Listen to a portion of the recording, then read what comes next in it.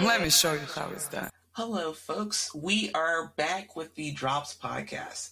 Now, it's one of the great things about Tam and I is that we travel, we go places, we show up, and sometimes when we show up, we meet cool people. And in this case, for me, I went to a mixer for Gangels. So Gangels is a network of angel investors who invest in various companies, and I met this guy named David Subar.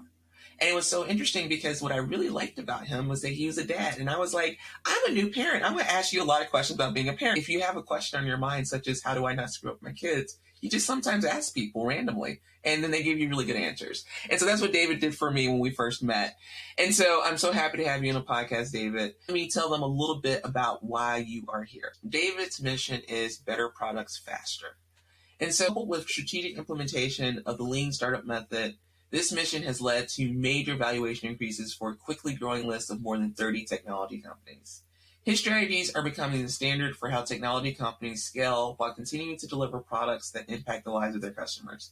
He began his career in R&D, and now he leads teams in more than 7 countries for clients that ship products for tens of millions of customers. Some of his career highlights include building products with more than 600 billion monthly page views, building hardware and the operating system for an augmented reality device, assisting Lynda.com in their $1.5 billion sale to LinkedIn, advising the Walt Disney Company on Disney Plus, founding 2 companies, and serving as the advisor and executive for 3 unicorns. Before we also get started, I just want to quickly say thank you a lot for Disney Plus because I did not know that it was going to be one of my go-to streaming services, but it is. I really love it. And it also seems to know exactly what I want to do sometimes, which is actually very hard. Like, it's very surprising how many people do not do personalization well. So, David, again, welcome to the podcast. Thank you. Thanks. I'm really glad to be here, and thank you for the introduction. And like, also love to talk about the kids. Like, we're talking about a lot of stuff today, I'm sure, but of all this stuff, the kids stuff is the most important. Exactly. And I think actually maybe that's how we can get started. Because one of the things I thought was very interesting when we first had lunch is that you were telling me about your career journey. And I was like, it really don't make sense. I was like, how did you end up in this position? And I think maybe if you can couple that with like how you end up in this position and you also happen to raise some pretty well-adjusted kids, I think that'd be a great place to start. Yeah, those are both 2 different questions in the same question, right? So how did I end up in this position? So you hinted at it before. I started my career doing research and development in AI and machine learning at a military-owned think tank. And that's what I thought I wanted to do. I was like really excited. I'm going to do some research. We're gonna move where science is, and that was what I wanted to do. But I found out that I don't like doing research. Research is you write a paper, you present at a conference, a couple hundred people listen to it, and if you're Newton or Einstein, you've changed the world. And it turns out I'm not Newton or Einstein. But engineering is about building products that people actually use. And that I could do, and that I could do and have an effect on the market. That I could do and build something that I can go, hey, Mom, this is what I did. And it wasn't really about talking to my mom in particular, but being able to build something that you could describe as. When I was doing research and development in AI and machine learning, we were doing neural networks and some really advanced stuff and sigmoids and layers networks and all that stuff. And this was actually, I was living in DC at the time. And I would go to parties. My wife was working in Capitol Hill. I'd go to those Capitol Hill people, and they would ask me what I would do, and I would describe it. And like they had no idea what the hell I was talking about. But when I was building products and you're focusing on what value you create, me, that's way more motivational. And to me, that's an organizational, you can organize your thinking and your philosophy and your groups and your departments around that. And so I started as an engineer, then I was a manager and a director, then CTO, then chief product officer, but it was all about building something tangible. And so that's how I got it, because I want to have an effect on the world. Now, back to the kids thing. So here's where that tie-in goes, is I say to my kids, is do something of value to somebody. Money is, you got to be smart, but money is a side effect of doing that. If you create value for someone else, and if you're smart, you can figure out the economics. If you're concentrating on how do I create value just for myself, the world will tend to want to avoid you. And so talking to my kids about, it's a lot like a product roadmap. Like everything on the product roadmap is a bet. Some bets you're going to get right, some bets you're going to get wrong. That's okay, as long as you're trending positive. I say to my kids, I have 3 daughters, try your hardest. Some it's not going to work. But if you continually try your hardest, my kids are smart and they're doing stuff that they're motivated to do, you're going to trend positive. It's the same as product roadmap. So kids are, I don't want to make my kids into little automatons, but the same principles about adding value and getting value as a side effect of that are the same principles. I had a question just based on that about adding value, and I like that kind of ethos for life. How do you add value? I remember this, one of the things that we talked about when we were learning Agile and these Agile transformations is about each role is about adding value to the process, and so it's a good way to look at things. How would you describe like a wasteful startup? When you hear some of these ideas of startups coming out in the market and you're like, are you really solving a problem? Is that where you put all of your ingenuity into solving some of these things that are very copycat? For example, the rapid delivery race that was happening. How do you feel about that? Would you describe coming across startups that add value or don't add value? How do you distinguish or put them into buckets? If they're not adding value, then I think their days are probably numbered, right? And so I'll start by asking a CEO, who do you serve? What problem do they have? How are you solving that problem? And if they can't answer that, or if their answer is, there's a market here that I can leverage to generate a lot of money out of. That's my goal, is I'm going to generate a lot of money out of this market. I'm going to be really wealthy doing this. Congratulations to you, I suppose. But I can't help you. And maybe you might actually get really wealthy. That's all right, I suppose. I can't help you because I can't build a formula that's consistent for building a company of value, right?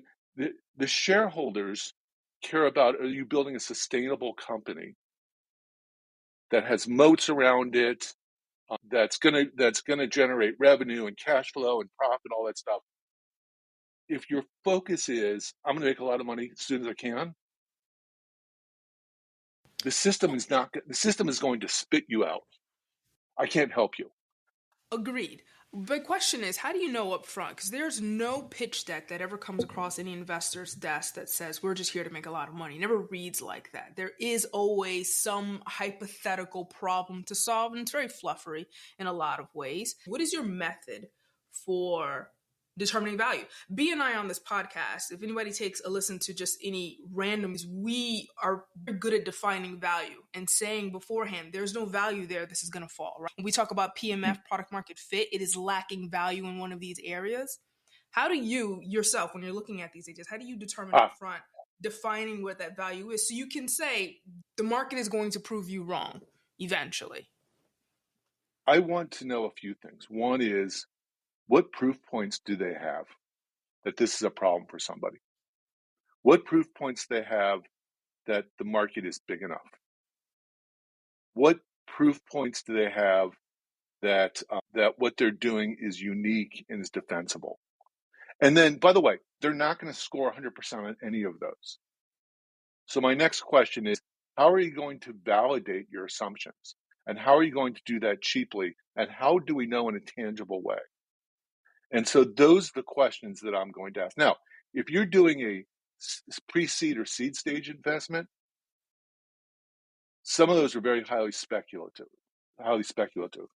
And a bit of it is going to be spray and pray. Like a lot of pre-seed investors just throw money out a bunch of places and just see what develops and then ask those questions. That's fine if you've got a lot of capital to put out there. And then you're believing in the jockeys, not the horses, as they say. But for things that are a little more mature, that people have been around, then it's like, who's actually using your product? What have you done that's gone out there? What have you done that's validated? That's better for, call it seed, A series, things like that. You should be able to see forward momentum and progress. And the concept that I talked about before, that everything on the roadmap is a bet, How did those bets pay off?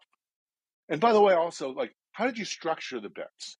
One of the things I suggest is saying everything on the roadmap should have an epic statement. We believe by doing this feature for this user, they will achieve this kind of value, and we'll know we see this metric move. And so I would ask an entrepreneur of a company that's actually building product out in the market, how your bet's been. Do you even have a structured bet, or are you're just doing arbitrary stuff? If you're just doing arbitrary stuff, what are you going to do to figure out whether what you're doing makes sense? If you're having structured bets, which I'm suggesting, is how you doing. Once again, I don't expect everyone to be 100% correct, but those are the proof points that I would look for. So I have an interesting follow-up to that too, because one of the things that I think are like very fascinating, because along with this, like what Tam said about the pitch deck, like in the pitch deck, you're not going to see something specifically that says, I lack character, for instance. But I find, especially like for myself, when I'm talking to founders, when I'm talking to just humans, like it's pretty apparent for me, like, oh, there's something here. It's like there's some energy that's quite wrong about this person or whatever. And so I'm kind of curious about you, going like kind of continuing with this idea, is that through your career, I'm sure you've met people where you're like, I met this person, I knew they were going to win. Like from the very first time I had a conversation with them, I knew they were going to do well. And I'm sure conversely, you also met some people that as soon as you met them, you were like, no, absolutely not. Can you tell us a little bit more about those experiences and how you kind of distinguish, or what you've covered over time, things that you can add on and say, like, this is how I can distinguish between these types of individuals? Yeah, sure. I'm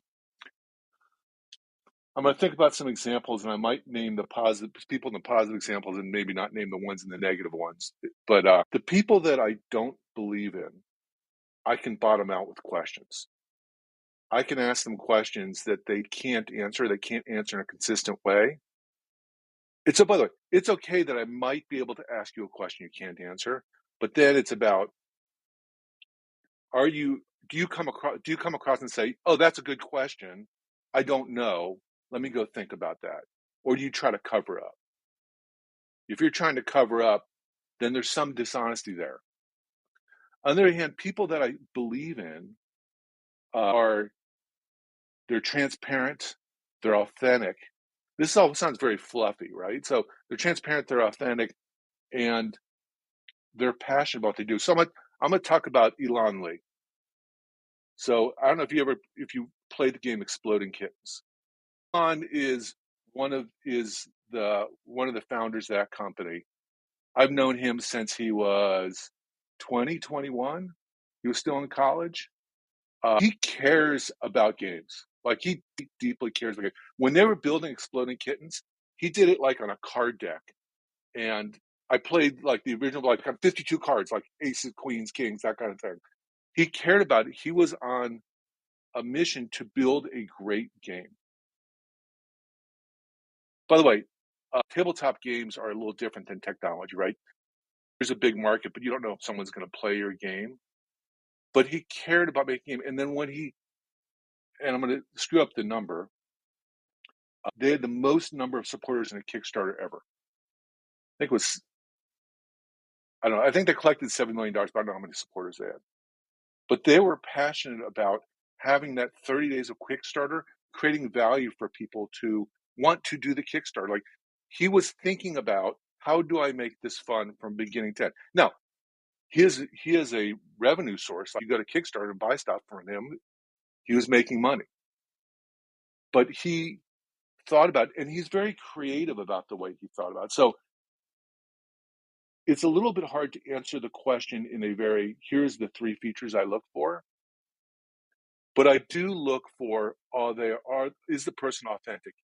If I ask them a hard question, do they try to cover, or do they think it through with me? Or do they say, I'll get back to you about that? And then do they fulfill their commitments? There can be something kind of slimy that your spidey sense just goes, yeah, you know what? Something doesn't feel right here. You know, it's so interesting. I always call those people like the snake oil salespeople, right? Because you know, people who are out there like, there's no way that this thing is going to cure my acne. There's no way this is going to make me grow hair. You just notice, like, that doesn't even make sense what you're saying. And so I totally get it. And something that I think, especially, so I spent a lot of my career outside of tech working with nonprofits, and I found it most in nonprofit work, surprisingly. I think primarily because in nonprofit work, because there's been this like weird confusion about what talented, like whether talented people work in nonprofit or not, right? Because there's a natural thing where it's like, oh, working in a nonprofit, you must not want to make money. It's like, or you can't make other money. That's why you work in a nonprofit. But the reality is that some of the best people I've ever worked with work in nonprofits. Like they've actively chosen to be poor. I'm sorry, that's the best way to describe it. That they've actively decided to do it. And it's not because they're not geniuses, right? But within that industry, I've seen so many of these like really like you really don't have the substance of this person over here, and so it becomes even more glaring there. So I really think that that's kind of the way that I is that your red flag? What's your red flag be? So my red flag is that this is almost always happens with these people. So let's say we're going through a conversation and most of the conversation is going well. At some point we might have a slight disagreement. And instead of that person having a robust conversation and saying, oh, well, the reason I have this particular opinion about this thing, and they change to whatever your opinion is. And they're like, oh, actually, you've completely moved. I was like, there's no way that someone can completely move you from an opinion in a conversation. It's like, yeah, and like that is completely sketchy to me, right? Because like, unless I have a fact, unless it's like a fact, right? So it's like, is the sky blue? And you thought that this whole time it was gray, and I can say definitively, science actually says it's blue. That makes sense that you might move. But these are like moral questions of like, what do you think of this particular thing that could go either way? And then they completely change their opinion to whatever you said. As a huge flag for me. I had two examples of that. I had two examples of that recently. I've been asked to be on the board of directors for a nonprofit. And I said, and so I was having coffee with the two chair people, the board, the people who led the board, and the CEO. And I said, I have 3 criteria to be on this board. And I said, I need to make sure this organization is doing good work. I'm going to be giving my time for free, which I'm like, I think the organization is probably a good organization. I was kind of excited about, but I want to make sure it's doing good work. I want to make sure that other board members are adding value, work together, and I want to make sure I can add value. And the CEO of the nonprofit said, okay, great. We're going to bring you to it. This organization runs group homes, and said, we're going to bring you to a group home. And I said, how do I meet some of the people? I'm simplifying the conversation a little. I'd like to go to a board meeting. They said, we can't do that, but here's how we can have you meet the other board members. And so in that case, the CEO of this nonprofit and the board members understood what I was saying, and there was no resistance. And if there had been a resistance, I would think the resistance would have been like, we disagree with these 3 things that you're saying, David, to make sure that the organization makes sense and the board members can add value and you can add value. I'm sure they would have, if they had pushed back on that and a good reason, that would have been okay too. But they were like, okay, I get it. Here's what we can do to help you solve the problem. That's one. The second is, I'm working with this company in Australia. And we're talking about I'm trying not to reveal too much information about a significant product they're going to do. And there was video they wanted to put on it. And I said to the product manager, I don't think that makes sense. I don't think that's consistent with the offering of the product for the users. And he showed me some examples of other products that were similar. And I said, I don't think that makes sense for this market. And then he explained it to me and why it made sense for this market. And I was like, oh, okay. He gave me real data. He, like what you were saying, gave me real data that was significant. And I was like, okay, I believe you. And then he had a roadmap, and his roadmap was like, in the first release was going to take months and months, was really big. And I said, you're investing way too much to prove your thesis here. And he said, well, we had this conversation about why they were replacing one product with another one, and why he had to have every feature from the old product to the new one. And the reason they're replacing is because the old product sucked. And I said, what about if you had a smaller product that worked well? Would that show user value? Would users like that better? He said, yes. So I said to him, what happens if you released a small thing and got market feedback? And so we had this conversation, and he said, he did what I did. He's like, oh, I get your point. Let me do that. But we were able to have this logical step-by-step conversation. In both cases, one, he convinced me, one, I convinced him, but it wasn't on fluff. And he didn't just go like, I'm running product on an interim basis. You're running product here, so you're my boss, so I'm just going to say yes. I wouldn't have liked that. He had an intellectual argument on both sides, and he won one and I won one, but it was just based all on logic. It wasn't based on roles and power. You know, I always tell people, I think a lot of people think that things get done when people agree. And I actually disagree. I think the best things get done when there's actually friction. It's like, I disagree with you. I candidly disagree with you, actually. And so, like, we're going to have a debate. And that's how you spark fires. That's how you spark really great creativity, really great ideas. And so there's exactly what I mean. And so that's why I don't trust people when I'm like, wait, you disagreed with me? There's no way. It's like, there's no way you should agree with me. Like, you should be able to have a robust conversation. And actually, so David, I think one of the things you're kind of get to in that conversation too is your proprietary idea around build better products faster. And so maybe you could kind of a little bit more flavor around that and what that means and how maybe even in that scenario, that's what you were trying to get that person to see. Yeah, great. So me, better products faster are exactly what you were saying, B.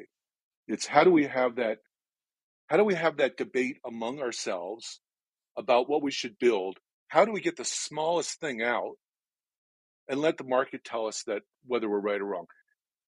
People have this philosophy that product managers are supposed to know everything about the product, or often they say it this way. Often engineers have that philosophy. Product manager, you tell me what the market wants, I'm just going to go build it.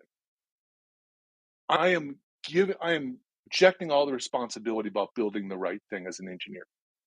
Now, I don't mean to just put all this on engineers, but I come with the assumptions that product managers are flawed humans, like everybody else. And so to build better products faster is, what do we believe is directionally correct? How do we build this? This is just general lean startup stuff. Just a lot of companies don't know how to do it. How do we build the smallest implementation? How will we know when it's in the market whether we're specifically correct or not? How do we do that as quickly as possible, release as quickly as possible, get that feedback? And then how do we reconsider what do we do next? It's that getting that loop short and tight. That's about building better products faster. And then how do you align that with the strategy of the company? So I'm not giving very specific examples because just of confidentiality, but I'm working with a company that doesn't really have a good strategy. So in this case, we got the loop tight between product management, engineering, and release and getting feedback. But I'm saying to the CEO, your people are floating in an environment. Let's work on your strategy. So better products faster is having a thesis of here's who we serve, here's how we're going to serve them. Here's that loop between product manager and engineering. Where product manager conceives of something, we build it, we get that feedback, and then we reevaluate at all times. And so that means having the right people in the right places, product managers having to understand something about the architecture they're building so they can make some choices, engineers saying to product managers, my job is to build a thing, but help me understand why you want to build that. Oh, I could do that 80% of that and 20% of the time. It's that engaging them, being on the same team is about building better products faster. And so it's the strategy, the people, the process, the communication. That's what's important. David, it's interesting you say that. I've seen the same things in my career. I was a former product manager, before that an analyst, and then a strategist, basically bridging this gap between strategy and execution, seeing the same thing. You can tighten up this very programmatic process of agile, right? You get this continuous feedback loop. You got them. You can get them really tight. And still, they're just delivering the wrong thing to the market faster, right? Because strategy is still the gap. And I think that ties into what we were just talking about before. Like, how do you know when something is not going to add value and you're like looking for the red flags? One of my biggest red flags is someone who believes in their own bullshit. Not someone who's spewing bullshit, but the person who believes it internally for real themselves. We'll say this layman is bullshit, but in design, we call this design fixation.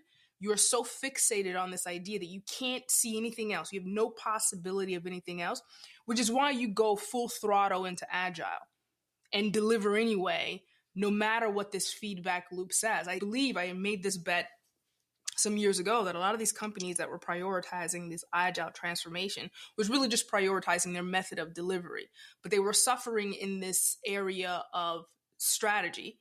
And a lot of that has to do with what you'll see out in the founders market. But these people come from companies, right? They get that behavior comes from somewhere. And I've seen it at the VP level. Companies, enterprises have a lot of money. Somebody executive wakes up, they have this idea, this brilliant idea, and they have enough money and resources to put a project team together to say, go explore this. But what they really hear is, go tell me I'm right. And that starts this chain reaction of, let's come up together with a business case that satisfies the sponsor of this business case, and this is how we move forward. Have you seen anything like that? Or what do you attribute to this lack of cohesiveness between developing strategy and the execution of agile, which we're getting really good at, but we're still seem to be missing on what is the right thing to build? Yes, that happens a lot. And it's hard to the thing you point out, Tam, is it's hard for an employee in the company to tell the executive that doesn't make any sense at all. And that happens quite a bit. The thing that I ask is, how will you know if you're right? And what is the value of if you're right? So it happens because Agile is often something that happens in product management engineering, to your point. It's about how are we efficient in what we do? How do we run really fast? What often happens, and this is why I talk about being effective, not efficient, is, are we doing the right thing? And Agile, that's why I try to bring Agile methodologies or philosophies to the executive level. It's easy if you're an executive and you have a lot of capital to say, I'm going to test this and this and this, or I'm going to try this and this and this. I just woke up. I think I'm brilliant. I had a great shower. Let's just do this. By the way, it's super frustrating for the people in the organization. The way to combat that is to say, we don't have infinite capital. We can't test everything. We're going to have to make some choices. Why is this the best choice? And how will we know? Agile is really good about doing retrospectives at the end of sprints. What people often forget about is doing retrospectives at the end of product releases. We had this bet on the roadmap. How'd the bet do? Did we underperform? What happened? Let's talk about what are we going to do differently. Did we overperform? Oh, that's interesting. We performed better than we expected. What did we learn from that? And so bringing that idea of retrospective up to the executive level, starting with, how does that fit? How is what you're suggesting fit in the strategy? Let's put it on the roadmap. Let's do the retrospective, is part of the solution. That I worked for the CEO once, and he was brilliant. Every day he had 5 good ideas, and he would come and say, I want to do this. I want to do this. I want to do this. One day I had to say to him, I'll call him Fred. Fred, that is a great idea. That's in fact your 10th great idea this week. Help me understand how this fits in with your other great ideas.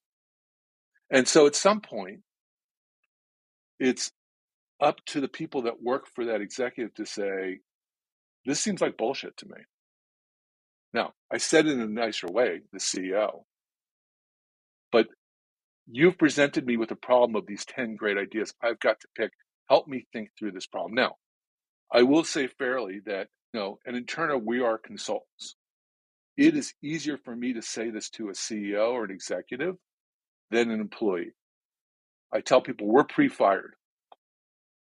We're never getting a raise. We're never getting promoted. We don't have anything to protect, so it's easier for us to say.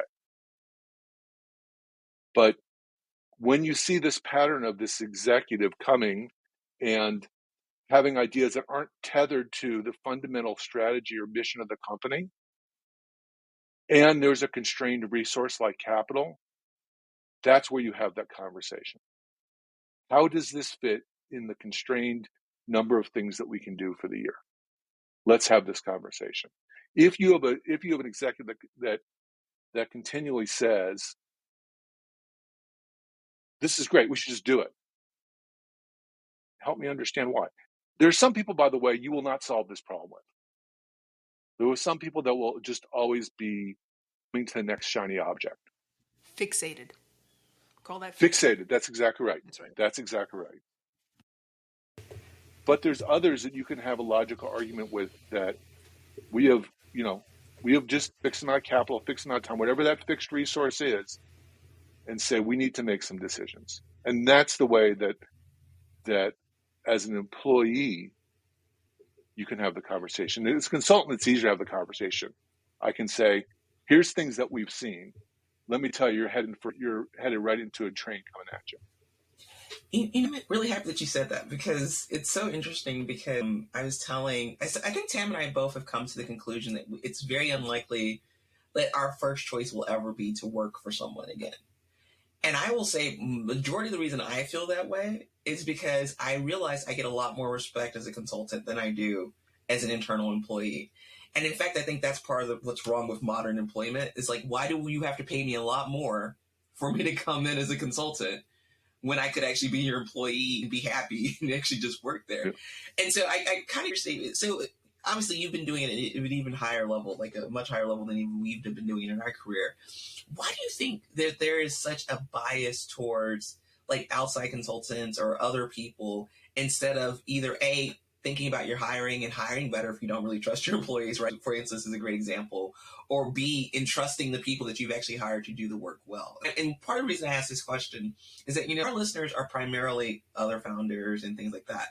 And so I would like to have them hear from someone who's in this role, who comes in and helps people be awesome, to kind of understand what you, as you look at teams, how they utilize or underutilize their team members.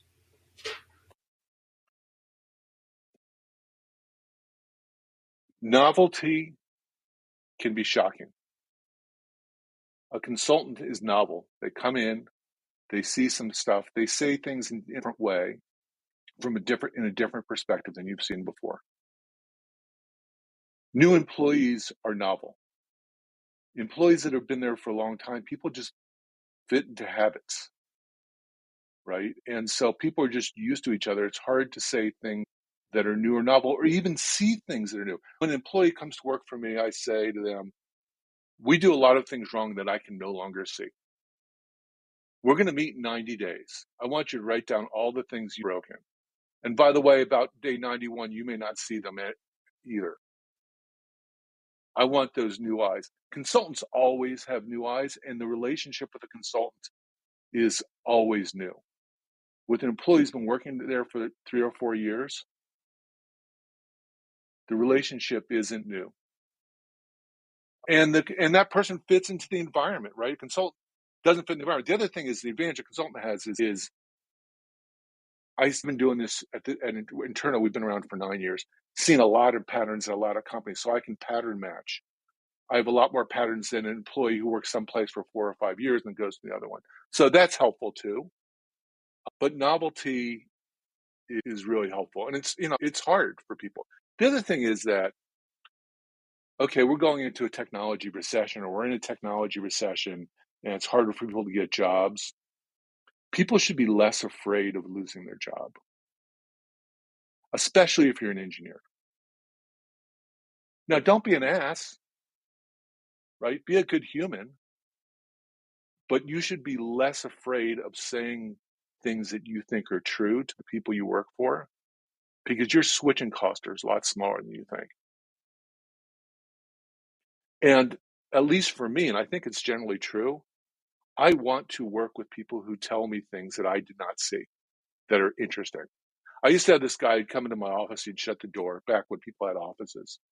And I'd go, oh crap, I'm in trouble now. He's going to tell me something and invariably this guy's name was Eric. Invariably, like, he'd come in and shut the door, and I'm like, oh crap, what did I screw up? It takes a little bit, like Eric had a little bravery to him. And he wasn't right 100% of the time. I didn't care about him being right 100% of the time. But he was a great employee because he saw things I did not see, and he would tell me. Those two attributes, see and tell.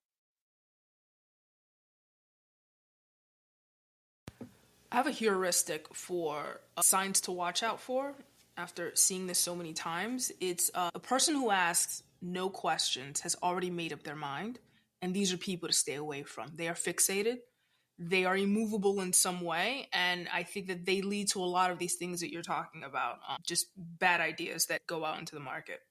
But that's my Yep. heuristic now. Someone who asks zero questions, fixated. I think that's right. But there's one other thing I would say. As a supervisor, a boss, a manager, call it what you will, if you have people that work for you that aren't asking questions, you need to go and say, hey, Jill, Susan, whomever, you didn't say anything. You could say it nicer than that. What do you think? Sometimes because you're in a powerful position based on your title, you need to sometimes seek it out. You'll have people that are scared of you, that are shy, that whatever you say has more power because your title. You got to go and ask. Like I want my people to say things to me. If they don't say it, I'm going to ask. And by the way, here's my thesis. If I'm hiring you, you're smart.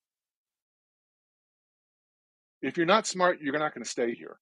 So by definition, because you're staying here, I think you're smart. I want to hear you. And I'm going to seek it. And I will, and I've said that to people, like, you worked here for a while. That means I don't think you're stupid. Because if you were stupid, I would have fired you. So now that we've established that I have respect for you, tell me what you think about this. You know what's so interesting is I think we're starting to really start to piece together what an awesome human that we believe in, who's going to do a successful, going to create a successful company is. Someone, they have healthy debates, right? And we've got that. It's no snake oil person who changes their mind. They're not flimsy.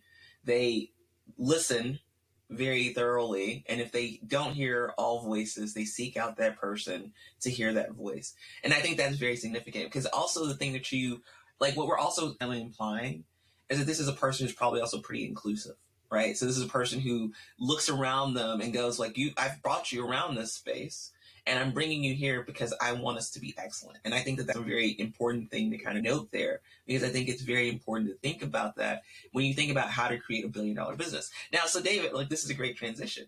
You have supported many $1 billion businesses now, right? You have a little bit of a track record here. And so tell us a little bit what that's like. So some of them, you literally started from with them before they hit those numbers. Other ones maybe came a little bit later. And so tell us a little bit about that experience. What does it look like to work with these type of high flying companies, shepherding them, the things that you encourage them to watch out for? And then I think maybe then only ending up into acquisition, because I don't know many people who have been a part of $1 billion acquisition. A lot of people, I've known more people who've actually been a part of IPOs than an acquisition. I think that's a little bit of a nuance here too. So Give us a little bit of color on how this all works. The leaders of, particularly if they were founders and built these companies up. I've worked with several unicorns where it was founder led still at the multi-billion-dollar stage. They have a vision, they care, and they communicate it consistently. This has been my experience. So I'll talk about Linda at lynda.com. Okay, Linda was a real person. And when I started consulting to them, I was running engineering on an interim basis for her. And about 2 weeks in, I got this flame mail from Linda. And she said, I want to unsubscribe from our email list. And she's still getting marketing emails from us, WTF. Except she didn't abbreviate. And I was like, lady, I just got here. I don't know. It's a marketing email. Like, really? This is my internal monologue. Like, this is what you're concerned about? But she's the founder of the company and running it and the whole thing. And she and her husband owned 80% of the company. So I went and did some research, and I came back to her and I said, turns out, Linda, there's 2 marketing email lists. And when you unsubscribe from one, you don't unsubscribe from the other. I'm still thinking, I cannot believe that she's concerned about this. At this point, they were doing about $75 million a year in revenue. They're going 50% year over year, huge margins. I'm like, really? You folks? I said to her, Linda, by the way, how do you know about this? Like, how do you know this woman unsubscribed from an email list and is still getting marketing emails? She said, I read every email that people write that come into our company. She said, our value here is I'm creating educational opportunities for people that didn't go up the normal track. I want to make sure that our users get value, the people that create our courses get value, and our employees get value. Everybody in the ecosystem. I read every email that comes in. My attitude went from, really, you care about this, to like, oh my God, you care about this.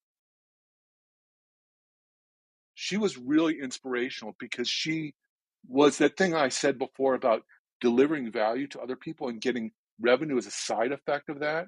She was concerned about that. And because of that, she could communicate that to the whole company. And you were either on the mission or you were off the mission. And you were off the mission, that was fine. You just didn't work at the company. And people that I found founders that create unicorns are like that. They have a mission, it's clear, they live it, and they make sure everyone in the company lives it. At Disney, it's a little different because when we were consulting to Disney, when I was consulting to Disney, it was way after Walt Disney was dead. Founder wasn't there. But people there did care about creating value, but Disney's more complicated. There's more people, there's more bureaucracy, there's more politics. And the conversation there was just about clarity. And in that case, it was me bringing clarity to the executives that I was working with about how were they going to grow the Walt Disney Company by creating value. It's the same theme. Sometimes in the case where it's a large corporation like that, people have forgotten that, I'm not saying this is true of the Walt Disney Company, but people have forgotten that the company is only sustainable if it continues to create value, and redrawing that mission to say, you can generate more revenue by doing these things for your customers, for others. And then in helping them use that as a way to, I'm going to state this in a way that I don't love, creating political power around the organization to say, I'm going to help the company achieve its economic objectives, to achieve the objectives of other people. And people in Department A or Department B that don't agree with me, here's how aligning this way will create value for all of us. And then having that debate be you talked about, that clear and open debate, and what you talked about, Tam. And I find the people that align around that then can align the company mission, bring the other people in with them. I really, really appreciate that. It's so fascinating because when I think about some of the greatest leaders, I normally always say Tim Cook, but this one I think is Steve Jobs. So Steve Jobs, as far as I know, no one will ever say that he was a nice guy. No one's going to say he walked into a room and I felt comfortable and safe. They were like, when he walked in the room, I felt like I needed to step up and be the best version of myself because Steve was going to ask me something that was so specific to my role or what I should be doing that if I wasn't on point, I knew I might get fired. And I think that, so in some ways, it's not like all lovey-dovey, but his level of acumen and excellence, it was pervasive through all of Apple. And I think that's what's really interesting. Accountability, yes. The best leaders. Right. But he held everybody accountable, right? Exactly. And that's what I love, right? Because he embodied the mission. And so then he was like, everyone I go into, you have to be saying the exact same thing that I'm saying. You have to be responsible for the exact same thing that we set as our standard. And I think that's actually, in some ways what you're kind of saying is that's the difference between a billion-dollar company and every other company. Right. I remember every company of mine that I was just like, honestly, I kind of love working here. I couldn't tell you what the mission was. I couldn't tell you what the core values were. I knew that what my job was. I knew what my job was is to do whatever the thing was that they told me to do. But the only companies I know what the mission and values were in my entire career, Sprout Social, Netflix, and Apple. I cannot tell you at all about any of the other companies in my career. I will say one thing. I believe a CEO's job is to define value. That is the one sole purpose of a CEO. A CTO's job is to build value. And I will say that I think that Steve Jobs did an excellent job at that. And I think that this is probably the differentiator between companies, let's call these apex innovators, those that do it consistently, is they are very good at consistently defining value, even if that value changes. A lot of people like to give a lot of flack to Tim Cook in the way that he's running Apple. He has just defined value differently. He's more of an experience and a service provider is what Apple is, but he is defining value differently, and I think he also does a good job of defining value for the company. They are executing on that. Yeah, I agree with what you guys are both saying, and I'm going to give you two. I'll give you two examples. I'll give you a Steve Jobs example. So I was at Apple meeting with executives. This is after Steve was gone, when Tim was running it. I was meeting with the top executives, and Tim walked in the room for a minute. But I was talking to one guy.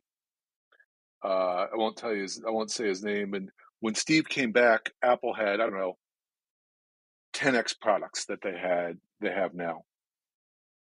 And he was having everyone come and brief him on the product and decide whether the product was going to live or die. And so this one guy was in the elevator with Steve, just happened to be in the elevator with Steve, and he built some kind of color printer. And Steve said, "Hey, what's in the box?" And the guy said, "It's a color printer, blah, blah, blah." This guy came in for Steve Jobs later that week, talked to pitch his product, and Steve said, "Oh, you don't have to pitch your product. Your product's already dead.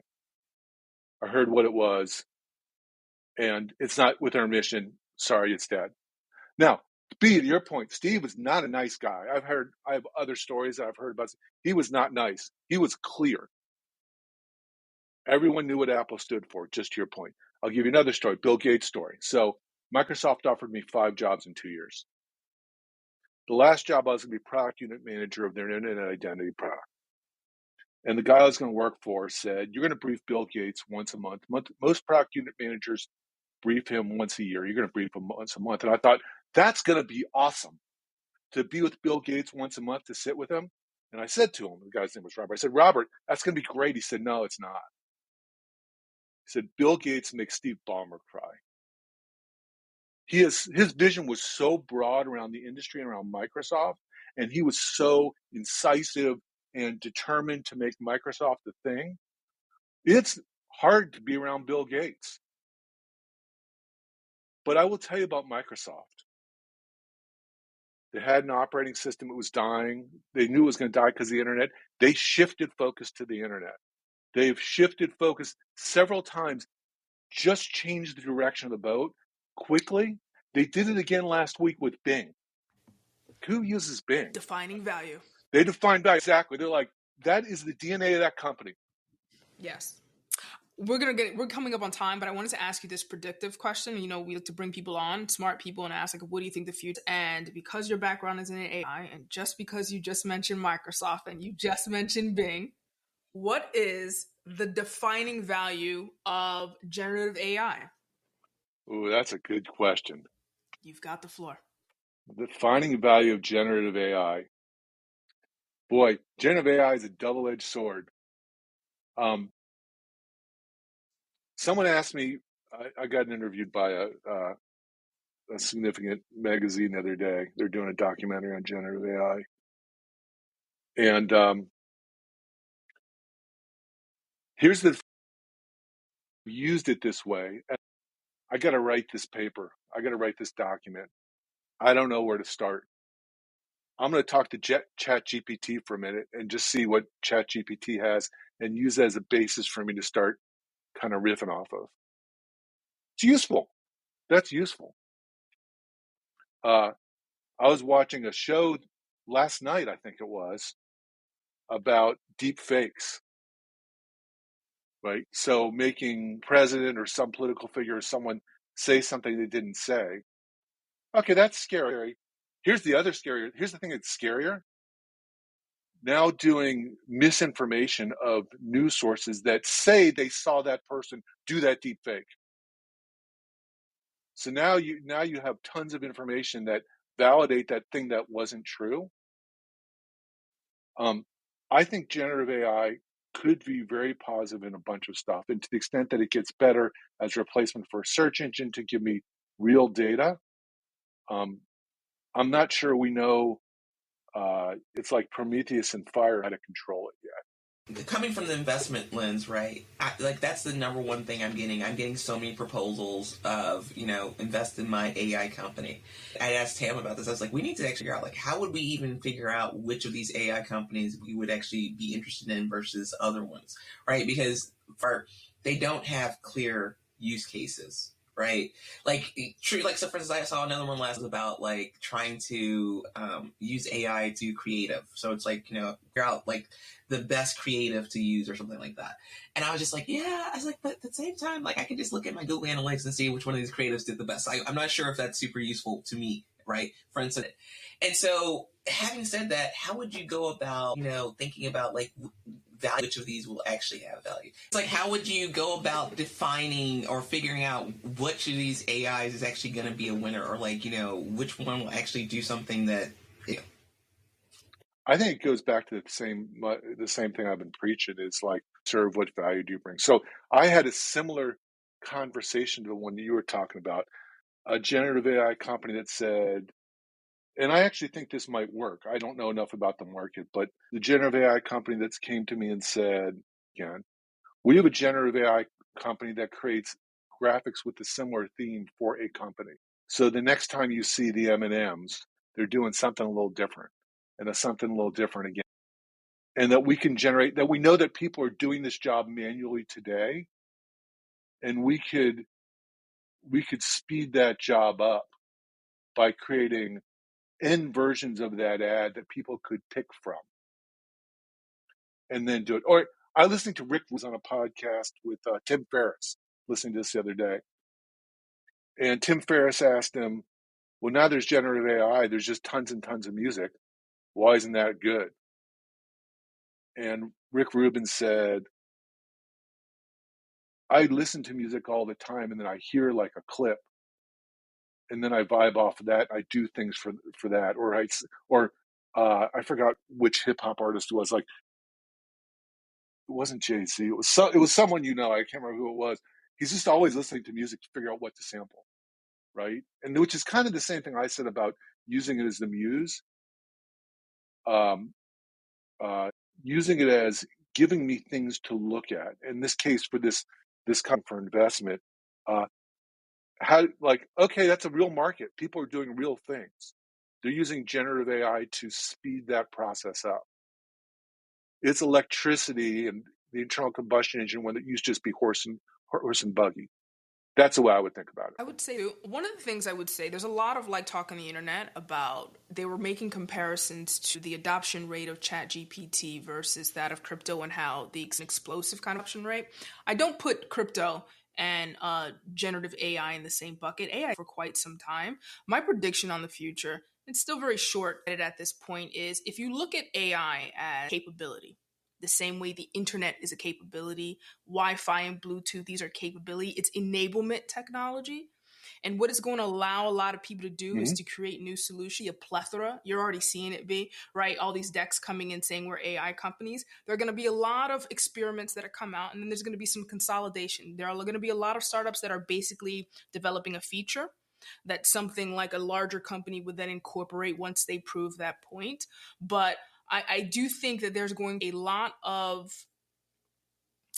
good things coming out. Here's one question I want to ask. Do you believe in the argument that generative AI is going to take away a lot of jobs?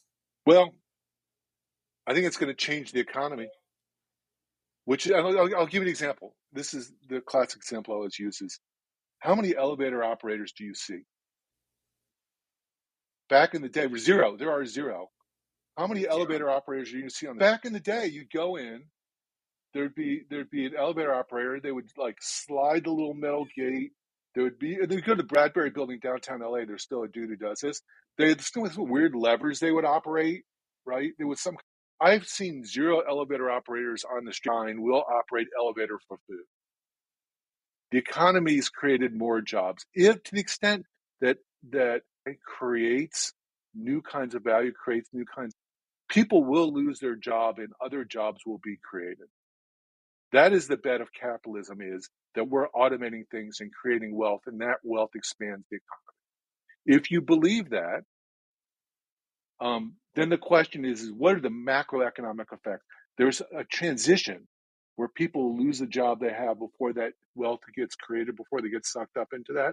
That's a societal aspect. How do you deal with the macroeconomic effect? So before we transition to our last question, the biggest thing for me with AI is that I really want to understand how they're going to do two things. One, ensure that they aren't copywriting, right? Because I have definitely seen pieces where someone's like, oh, I use this chat GPT. And I was like, wait, let me actually just go copy this. And it was actually specifically from another article. At the very least, chat GPT should be able to let this person know I've quoted or like whatever. So I thought that was very interesting.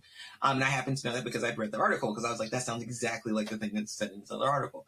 And then the second thing is the bias stuff, right? So it actually really is, when you look at DALL-E, like it has problems when it comes to ethnicity. So for instance, I was like, I am a black person holding a black baby. And it was very interesting to me how like each one of these images, they were not typical images of black people, first of all. Like, black people come in different shades, but these were people who, if you looked at them, they looked like they were white passing people. And I was just like, this is very interesting to me. They cannot seem to understand. I say I am a black person because I was trying to create something for myself and my son. And so I do think that those are two great examples, again, about what we were talking about earlier about having inclusive conversations, right? When you try to bring lots of people into your conversations, you can build the most value in your product. I think that's something that generative AI still have to figure out how to do that, because like you need to bring in more people to I think, handle this, because I'm sure that they don't necessarily have a lot of people who look like me who are asking that particular question. And if they could figure out how to get more of me in that room who might ask that question, it could be an even better product faster. So I think that's a significant thing there. Now, having said that, we're to our last question. So this is always a very easy one. David, what you doing? What you want people to know about? Break it down to them. What do they need to know about you and where they can find you and all this other good stuff? Oh, great. Thanks for that question. By the way, before I answer it, this has been super fun. I really enjoyed this. So, this has been awesome. So look, in turn, as you said, does better products faster. We help technology companies figure out how to build products. And so there's 4 things we do. One is we'll go and look at product management engineering teams and think out and help come back on how to make them more effective. So we'll say, what is the strategy of the company? What is the technology product management team need to do to fulfill the strategy? We'll get calls from CEOs where they'll say, I keep putting capital into product management engineering and I'm not getting more, or we're just hitting scale and stuff that got us here. We cobbled this together, isn't going to get us there. Help, right? So we answer that question by doing these deep dives I explained. That's the first thing we do. Oftentimes companies will say to us, great, now you've given us the recipe, the diagnosis and the prescription, run this prescription. And so if they have a CTO or chief product officer, we'll coach them. That's the second service. If they don't have someone in the seat, we'll run a technology or a product management department in our business or both. We'll help bring the teams up to the next level. Get them green, if it's green, yellow, and red on the things that they need to do, get them to green and everything. Help hire someone behind. That's the third. So the first, the deep dive. The second is the coaching. If there's not someone there, we'll run the department, get them to the next level, help hire someone. And the last one is for VCs, PE firms, M&A transactions, we diligence on product management engineering. But we're all about how to get these teams aligned and effective in executing the strategy. So really simply, if you have a problem, you have essentially 3 people on this podcast, depending on how you're trying to handle it, that can really help you knock it out of the park. And as I told Tam, I was like, I was able to come on because my conversations with him were very delightful. And so I'm hoping that everyone also agrees and that you, David, and you will be introspective and ask really good questions and be inclusive, really make sure you're delivering value. Thank you so much for listening to the Drops Podcast. We love having you. We love your feedback. Please do connect with us across social media. We are the Drops Podcast on Facebook, Twitter, and TikTok. And we also have a great email, thedropspodcast@gmail.com. You can send in any questions that you have, and we definitely would love to answer them on the podcast. Feel free to ask just about anything because we have experienced a ton of different things. Again, thank you so much for listening to the Drops Podcast.